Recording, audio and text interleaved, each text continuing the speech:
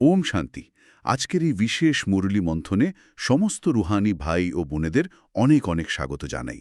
ওম শান্তি। হ্যাঁ, সবাইকে স্বাগত আজকের এই গভীর আলোচনায়। আসলে আজকে আমরা এমন একটা বিষয় নিয়ে মন্থন করতে যাচ্ছি, যেটা ভাবলে সত্যি গায়ে কাটা দেয়।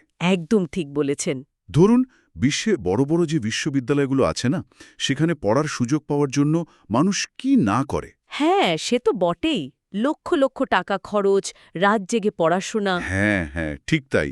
তীব্র প্রতিযোগিতা। আর এসব কিসের জন্য?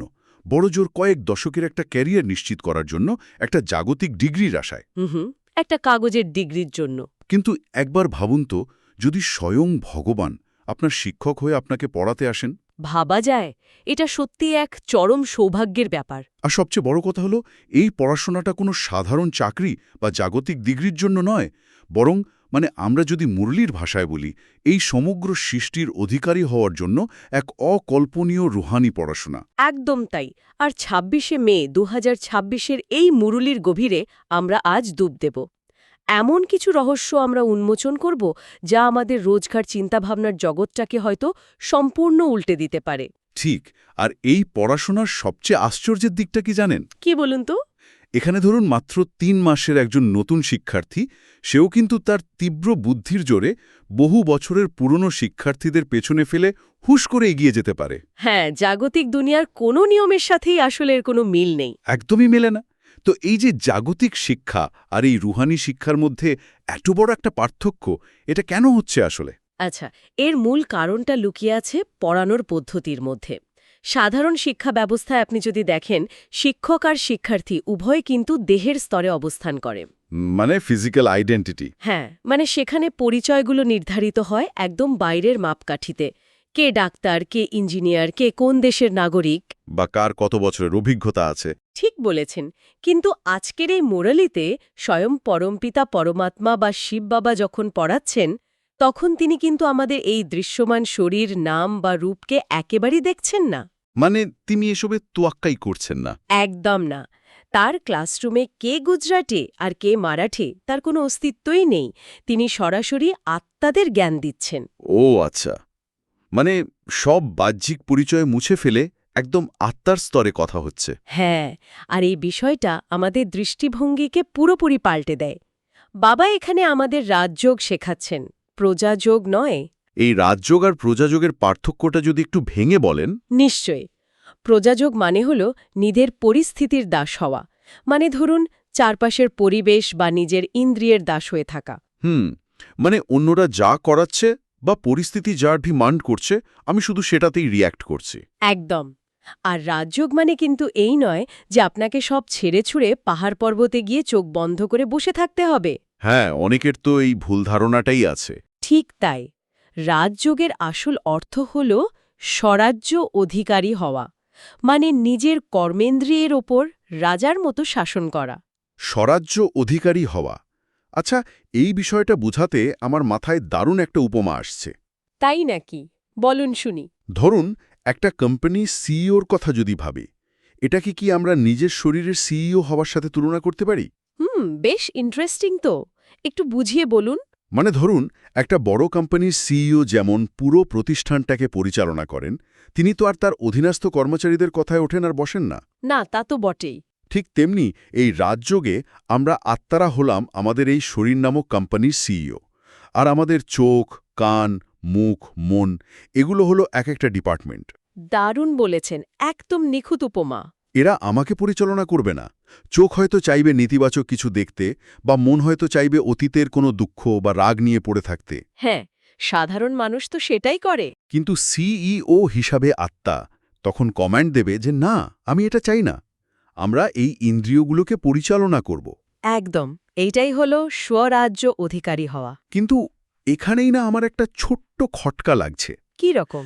যেহেতু স্বয়ং ভগবান পড়াচ্ছেন, আর এটা এত বড় একটা ডিগ্রি, পুরো সৃষ্টির অধিকারী হওয়ার ডিগ্রি, তো সাধারণ মানুষ তো ভাবতেই পারে যে এটা অর্জন করতে হয়তো বহু জন্ম বা বিশাল কোনো সময়ের দরকার। লজিক্যাল একটা সন্দেহ। হ্যাঁ, জাগতিক কোম্পানিতেও তো সিইও হতে দশকের পর দশক সময় লেগে যায়। তাহলে আধ্যাত্মিক জগতেও কি সময়টাই সবচেয়ে বড় ফ্যাক্টর? আচ্ছা, আপনার এই প্রশ্নের ভেতরেই কিন্তু মুরলির অন্যতম বড় একটা রহস্য লুকিয়ে আছে। তাই নাকি? হ্যাঁ, জাগতিক দুনিয়ায় আমরা দেখি সিনিয়রিটি বা অভিজ্ঞতা সবসময় সময়ের ওপর নির্ভর করে। যে প্রতিষ্ঠানে যত বেশি বছর কাজ করেছে সে তত বেশি সিনিয়র। হ্যাঁ, প্রমোশন তো সেভাবেই হয়। ঠিক। আর এর ফলে অনেক সময় পুরনোদের মধ্যে একটা সূক্ষ্ম অহংকার বা ইগো তৈরি হয়ে যায়। আমি সব জানি গোছের একটা ব্যাপার। একদম। কিন্তু মুরলিতে অত্যন্ত স্পষ্টভাবে বলা হয়েছে যে এই রুহানি যাত্রায় সময় আসলে কোনো নির্ধারক নয়। এখানে আসল ফ্যাক্টর হলো ক্যাচিং পাওয়ার। ক্যাচিং পাওয়ার মানে গ্রহণ করার ক্ষমতা। হ্যাঁ, সত্যকে তৎক্ষণাৎ গ্রহণ করার ক্ষমতা। আধ্যাত্মিক যাত্রায় সত্যকে ধারণ করার জন্য শত শত বছর লাগে না, লাগে শুধু চেতনার স্বচ্ছতা। ও আচ্ছা, তার মানে কেউ যদি আজকেই এই জ্ঞান প্রথমবার শুনে আর তার ভেতরের গ্রহণ করার পাত্রটি যদি একদম পরিষ্কার থাকে, তবে সে পুরনো কাউকে টপকে যেতে পারে। 100 ভাগ পারে। মুরলিতে বলা হয়েছে একজন ৩ মাসের নতুন শিক্ষার্থীও তার তীব্র পুরুষার্থ আর তীক্ষ্ণ বুদ্ধির মাধ্যমে বহু বছরের পুরনো শিক্ষার্থীদের ছাড়িয়ে যেতে পারে। ভাবা যায়। কিন্তু এই তীক্ষ্ণ বুদ্ধি বলতে ঠিক কি বোঝানো হচ্ছে? তীক্ষ্ণ বুদ্ধি বলতে কিন্তু জাগতিক কোনো চালাকি বা মুখস্থবিদ্যা বোঝায় না। এর মানে হল সত্যকে চিনে নিয়ে সাথে সাথে তা নিজের জীবনে প্রয়োগ করা। শুধু শোনা নয়, জীবনে ধারণ করা। হ্যাঁ, কারণ এই অভিমানটাই তো একটা মানসিক ময়লা, তাই না? একদম। এটা ক্যাচিং পাওয়ার একেবারে কমিয়ে দেয়। আবার নতুনদেরও হতাশা হওয়ার কিছু নেই যে আমরা তো সবে এলাম, আমাদের তো অনেক দেরি হয়ে গেল। মানে এখানে পুরনোদের অভিমান আর নতুনদের হতাশা দুটোই সম্পূর্ণ অকেজো। ঠিক বলেছেন। সত্যি এক অদ্ভুত সমীকরণ। আচ্ছা, ওই যে আমরা একটু আগে সিইওর উপমাটা দিলাম না, সেখান থেকে আমার মাথায় আরেকটা প্রশ্ন ঘুরপাক খাচ্ছে। হ্যাঁ হ্যাঁ, বলুন। একজন সিইওকে তো কোম্পানি চালাতে গেলে প্রতিনিয়ত কাজ করতে হয়, নানা সিদ্ধান্ত নিতে হয়।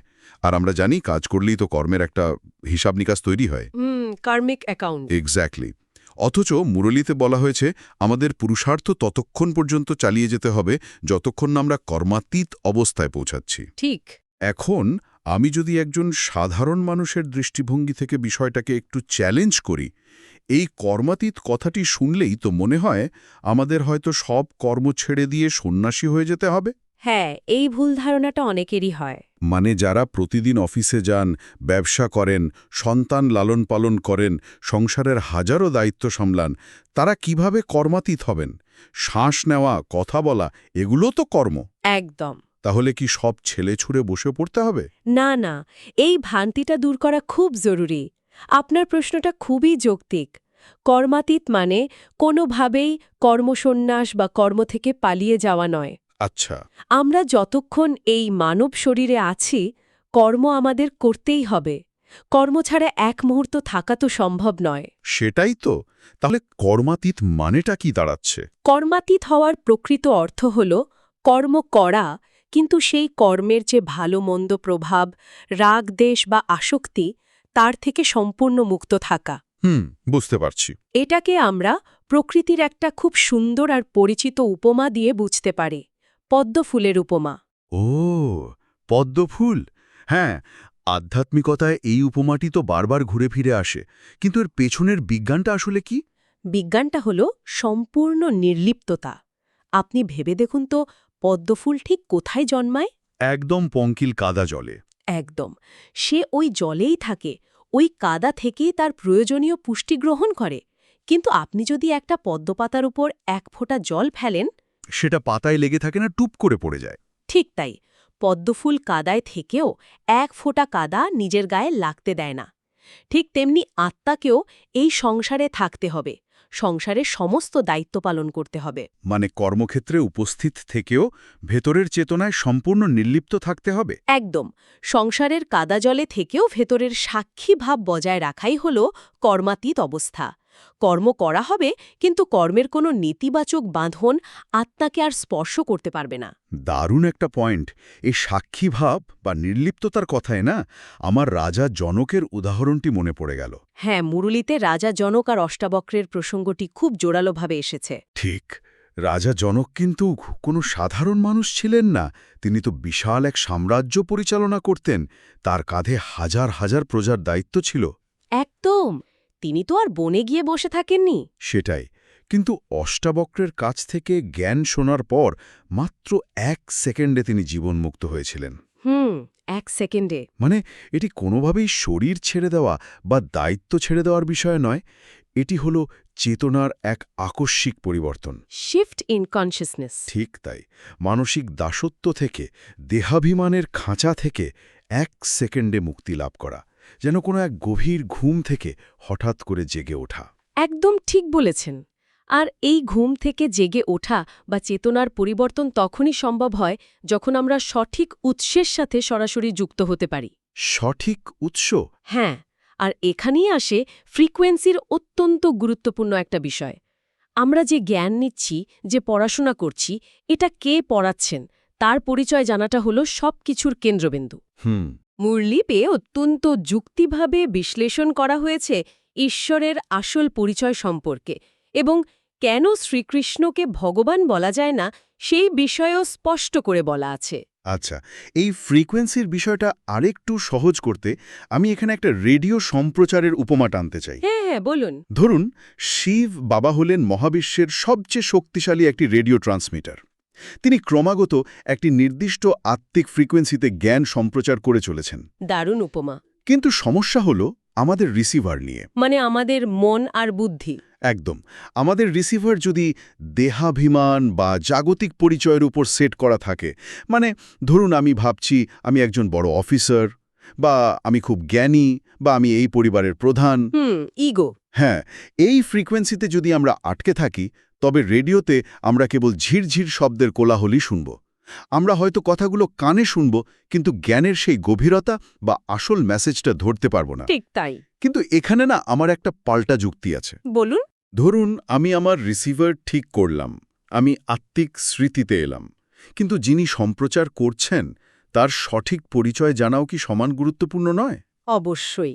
আমি যদি ভুল স্টেশনে টিউন করি, তাহলে তো রিসিভার ঠিক থাকলেও কোনো কাজ হবে না। একদম নিখুঁত লজিক ধরেছেন। কে সম্প্রচার করছেন এবং তার প্রকৃতি কি সেটা জানা সবচেয়ে বেশি জরুরি। মুরলির আলোকে পরমপিতা শিব এবং প্রথম রাজকুমার শ্রীকৃষ্ণের মধ্যে যে পার্থক্যটি তুলে ধরা হয়েছে সেটি আসলে মুক্তির একটা মস্ত বড় বিজ্ঞান। অনেকেই তো শ্রীকৃষ্ণকে ভগবান বলে মনে করেন। হ্যাঁ, সাধারণ ভক্তিমার্গে সেটাই মানা হয়। শ্রীকৃষ্ণ নিঃসন্দেহে 16 কলা সম্পূর্ণ, সর্বগুণ সম্পন্ন এবং সম্পূর্ণ অহিংস একজন দেবতা। একদম। কিন্তু তিনিও তো 84 জন্মের জন্ম মৃত্যুর চক্রের ভেতরে আসেন। মুরলিতে খুব স্পষ্টভাবে বলা হয়েছে যে শ্রীকৃষ্ণের এই চক্র ঘুরতে ঘুরতে তার 84তম জন্মই হল প্রজাপিতা ব্রহ্মা। আচ্ছা, মানে তিনিও চক্রের ভেতরেই আছেন। এর পেছনের মূল মেকানিজম বা যুক্তিটা যদি আমি ঠিকঠাক বুঝি, যিনি নিজেই জন্মমৃত্যুর এই সিস্টেমের ভেতরে আছেন, তিনি কি করে অন্যদের এই সিস্টেম থেকে বের করবেন? ঠিক তাই।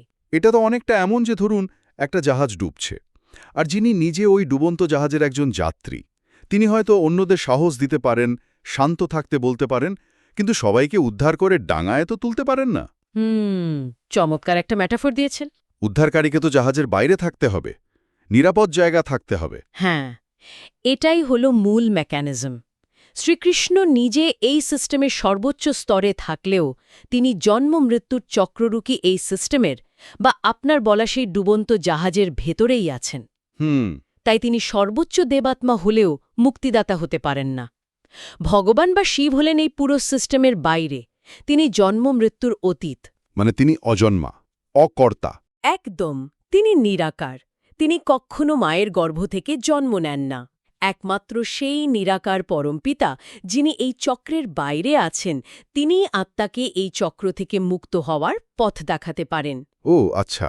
তাই নিরাকার পরমপিতার সাথে যুক্ত হলেই কেবল আত্মা তার আসল গন্তব্য বা মুক্তির পথ খুঁজে পায়। তাহলে এই সবকিছুর পর আমরা এমন একটা জায়গায় পৌঁছাচ্ছি যেখানে অসংখ্য আত্মা তাদের সঠিক রিসিভার টিউন করে পরমপিতা শিবের সাথে যুক্ত হচ্ছে।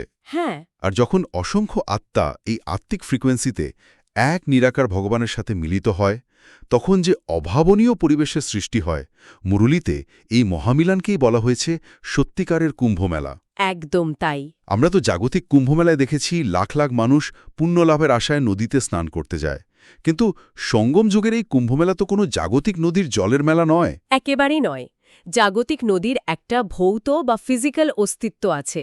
জলের ধারা আমাদের শরীরের উপরের ধুলো ময়লা পরিষ্কার করতে পারে, হ্যাঁ, ফিজিক্যাল ময়লা ধুয়ে যায়। কিন্তু আত্মার উপর যে নেতিবাচক সংস্কারের স্তর জমে আছে, জন্ম জন্মান্তরের যে বোঝা, তা কি সাধারণ জল ধুয়ে দিতে পারে?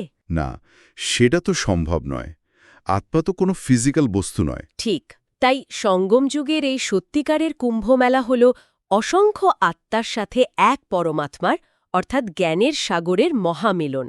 এখানে কেবল ঈশ্বরীয় জ্ঞানের জলেই আত্মার ভেতরের ময়লা ধুয়ে পরিষ্কার হয়।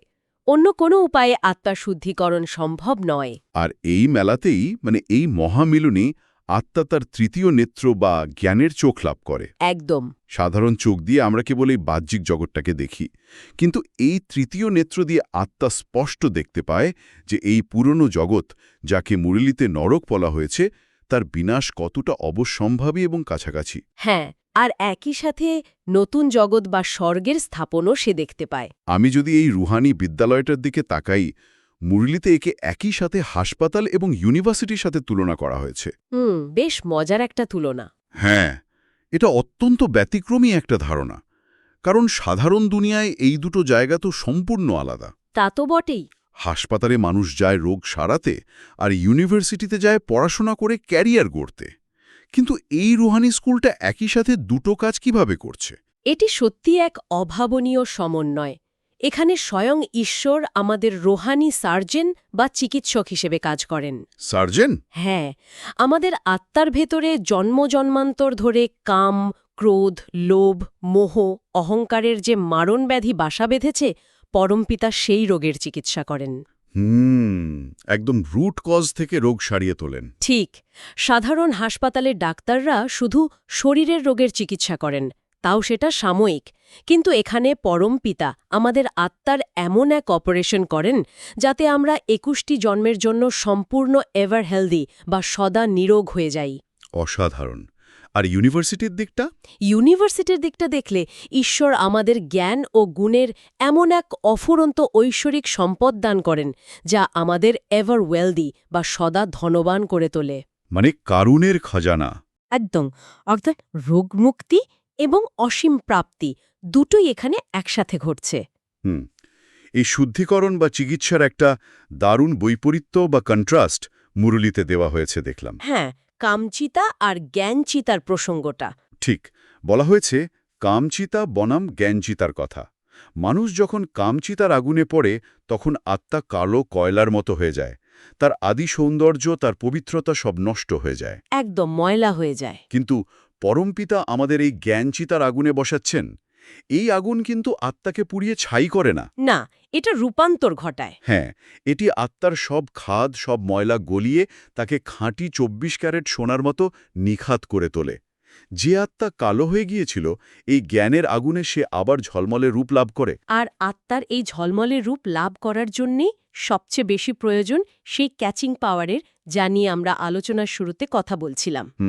সেই ক্যাচিং পাওয়ার। মুরলীর বরদার এবং স্লোগেনে এই বিষয়টি খুব গভীরভাবে ফুটে উঠেছে। ক্যাচিং পাওয়ারের মেকানিজমটা বোঝাতে আমি মহাকাশ বিজ্ঞানের একটা শক্তিশালী উপমা টানতে চাই। মহাকাশ বিজ্ঞান? বেশ, বলুন তো শুনি। বিজ্ঞানীরা মহাশূন্যের গভীর থেকে অত্যন্ত ক্ষীণ তরঙ্গ ধরার জন্য বিশাল এবং শক্তিশালী রেডিও অ্যান্টেনা ব্যবহার করেন, তাই না? হ্যাঁ হ্যাঁ, দেখেছি তো। এমনকি বিলিয়ন বিলিয়ন বছর আগের বিগ ব্যাংয়ের যে প্রাচীন শব্দ তরঙ্গ বা কসমিক মাইক্রোওয়েভ ব্যাকগ্রাউন্ড, বিজ্ঞানীরা আজও মহাশূন্য থেকে তা ওই অ্যান্টেনা দিয়ে ক্যাচ করার চেষ্টা করেন। এটা একটা চমৎকার উপমা, কিন্তু আমাদের ভেতরে সেই অ্যান্টেনাটি আসলে কি?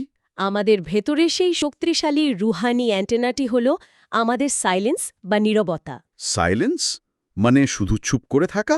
না, এই সাইলেন্স মানে শুধু মুখে কথা না বলা নয়।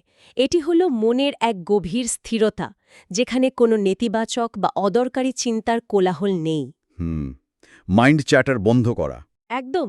এই সাইলেন্স রূপী অ্যান্টেনার মাধ্যমেই আমরা কলিযুগের এই প্রচণ্ড মানসিক কোলাহল ভেদ করে নিজেদের আদি দৈবী সংস্কারকে পুনরায় ক্যাচ করতে পারি। বাহ! সেই সংস্কার যা ৫,০০০ বছর আগে আমাদের মধ্যে ছিল, পরম পবিত্রতা এবং অসীম শান্তির সংস্কার। মনের স্থিরতা যত বাড়বে, অ্যান্টেনার সিগন্যাল ক্যাচ করার ক্ষমতাও তত বাড়বে। অসাধারণ একটা বিশ্লেষণ। আর এই সিগন্যাল ক্যাচ করার জন্য আমাদের শুধু একটা স্মৃতি ধরে রাখতে হবে, আমি দেবতা ছিলাম আর আমিই আবার হতে চলেছি। একদম ঠিক, আমিই ছিলাম, আমিই হব। এই নিশ্চয়তাই আমাদের অ্যান্টেনার সিগন্যালকে শক্তিশালী করবে। আর সিগন্যাল যখন শক্তিশালী হবে তখন তার সরাসরি প্রভাব পড়বে আমাদের রুহানি জীবনের ওপর। হ্যাঁ, আর সেই জন্যই তো আজকের মুরলির স্লোগানে বলা হয়েছে, ব্রাহ্মণ জীবনের শ্বাস হল খুশি। খুশি। মানুষের শরীরে শ্বাস-প্রশ্বাস বন্ধ হয়ে গেলে যেমন তার মৃত্যু ঘটে, ঠিক তেমনি এই রুহানি যাত্রায় খুশি হারিয়ে যাওয়া মানে হল আধ্যাত্মিক মৃত্যু। একদম। যদি ভেতরে খুশি না থাকে, বুঝতে হবে মায়া আক্রমণ করেছে এবং আমরা আমাদের সেই আত্মিক ফ্রিকোয়েন্সি থেকে ছিটকে আবার দেহাভিমানের ফ্রিকোয়েন্সিতে নেমে গেছি। ঠিক বলেছেন। আর এই খুশিকে যদি যে কোনো পরিস্থিতিতে অটুট রাখতে হয়, তবে মুরলির নির্দেশ অনুযায়ী আমাদের এক ধাক্কায় সদাও করতে হবে। এক ধাক্কায় সওদা মানেটা একটু পরিষ্কার করবেন? এর মানে হল 1 সেকেন্ডে সম্পূর্ণ সমর্পণ। জাগতিক দুনিয়াতেও আমরা দেখি, কেউ যদি 2 নৌকায় পা দিয়ে চলতে চায়, তার অবস্থা কেমন হয়? সে তো টালমাটা হবেই, ব্যালেন্স হারাবে। একদম ঠিক তেমনি বুদ্ধির স্তরে কেউ যদি ভাবে সে অর্ধেক জাগতিক মায়ায় বা পুরনো অভ্যাসে ডুবে থাকবে আর অর্ধেক রুহানিয়ত বা আধ্যাত্মিকতা পালন করবে, তবে সে কোনো কুলি পাবে না। মানে ওই দোটানায় পড়ে থাকবে। হ্যাঁ, তাকে এক ধাক্কায় পূর্ণ নিশ্চয়তার সাথে পুরনো দুনিয়া থেকে বুদ্ধির যোগ ছিন্ন করে পরম পিতার কাছে নিজেকে সমর্পণ করতে হবে। তবেই সেই খুশির শ্বাস নিরবচ্ছিন্নভাবে চলতে থাকবে। আচ্ছা, তাহলে আজকের এই অত্যন্ত গভীর এবং মনোমুগ্ধকর মন্থন থেকে আমরা বেশ কয়েকটা শক্তিশালী ইনসাইট পেলাম। হ্যাঁ, অনেকগুলো দিক উঠে এলো। প্রথমত, আমরা বুঝলাম কিভাবে রেডিওর মতো আমাদের নিজেদের রিসিভারটিকে সঠিক আত্মিক ফ্রিকোয়েন্সিতে সেট করতে হবে এবং সিস্টেমের বাইরে থাকা পরম পিতার জ্ঞান গ্রহণ করতে হবে। একদম। দ্বিতীয়ত, জাগতিক জীবনের সমস্ত দায়িত্ব পালন করেও কিভাবে আমরা পদ্ম ফুলের মতো কর্মাতীত বা নির্লিপ্ত থাকতে পারি। ঠিক। এবং তৃতীয়ত, সাইলেন্সের সেই শক্তিশালী অ্যান্টেনা ব্যবহার করে কিভাবে আমাদের পুরনো আদি ঐশ্বরিক সংস্কারগুলোকে আবার ক্যাচ করতে পারি, যাতে আমাদের খুশির শ্বাস কখনো বন্ধ না হয়। সত্যি, এই বিষয়গুলো যদি আমরা বুদ্ধিতে ধারণ করতে পারি, তবে আমাদের রুহানি যাত্রার দৃষ্টিভঙ্গিটাই আমূল বদলে যাবে। একদমই তাই। আর তাই আজকের এই আলোচনা শেষ করার আগে আমি সবার জন্য একটা গভীর ভাবনার খোরাক রেখে যেতে চাই। বলুন। আমরা আলোচনা করলাম যে জ্ঞান চিতার এই আগুন আমাদের ভেতরের সব মলিনতা পুড়িয়ে আমাদের একেবারে খাঁটি 24 ক্যারেট সোনায় পরিণত করতে পারে। হ্যাঁ। তাহলে একবার শান্ত হয়ে নিজেকে প্রশ্ন করে দেখুন তো, আজ সারাদিনে আপনার ভেতরের এমন কোনো ছোট্ট পুরনো বদভ্যাস, কোনো বিরক্তি বা কোনো সূক্ষ্ম অভিমানকে আপনি এই জ্ঞানের আগুনে সম্পূর্ণ ভস্ম করার সংকল্প নিতে পারেন। খুব সুন্দর একটা প্রশ্ন। সেই একটা নির্দিষ্ট অভ্যাস যা আজই চিরতরে ছেড়ে দিয়ে আরও এক ধাপ খাঁটি সোনা হয়ে ওঠা সম্ভব। এটা একটু ভেবে দেখার মতো বিষয়। একদম। সবাইকে এটা নিয়ে আত্ম-অনুসন্ধান করতে হবে। ঠিক। তো আমাদের আজকের এই মন্থন আমরা এখানেই শেষ করছি। আপনাদের এই রোহানি যাত্রা আরও সুন্দর ও আনন্দময় হয়ে উঠুক, সেই শুভকামনায়। ওম শান্তি। ওম শান্তি।